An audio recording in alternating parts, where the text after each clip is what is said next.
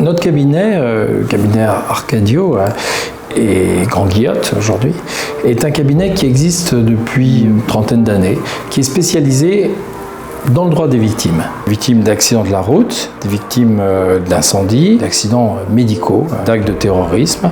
Alors je suis avocat au sein du cabinet, associé depuis 20 ans déjà. Et je m'occupe plus particulièrement de dossiers de handicap lourds et notamment de personnes cérébro-lésées. Déjà depuis plusieurs années, président de l'association des familles de traumatisés crâniens de la région lyonnaise, ce qui me permet d'avoir cette approche humaine du handicap au-delà des compétences professionnelles qui sont les nôtres. Lorsqu'on travaille sur un dossier, nous sommes plusieurs avocats. Tous savent faire ce que nous faisons tous, mais sont plus spécialisés dans certains domaines.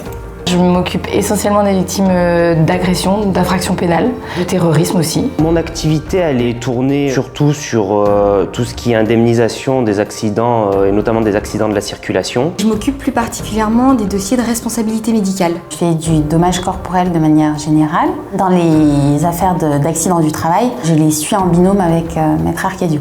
On a tissé des liens avec un cabinet d'avocats américains, qui on travaille sur des dossiers et avec qui on peut donner une indemnisation très différente à des victimes françaises. La plupart des clients qui nous sollicitent n'ont jamais eu affaire à un avocat et on doit les rassurer, les informer sur toutes ces étapes qui peuvent être très longues.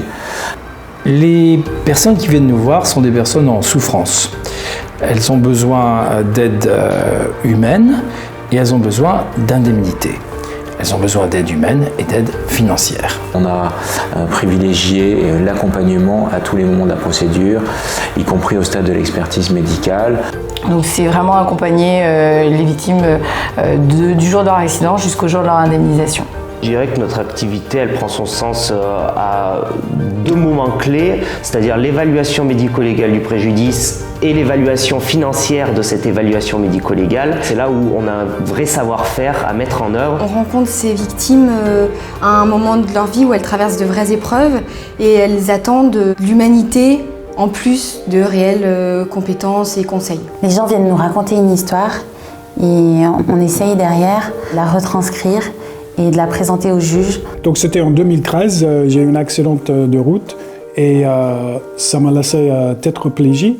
C'est après ça j'ai rencontré Maître Arcadio. La chose qui m'a frappé la première, c'était son humanisme et son écoute.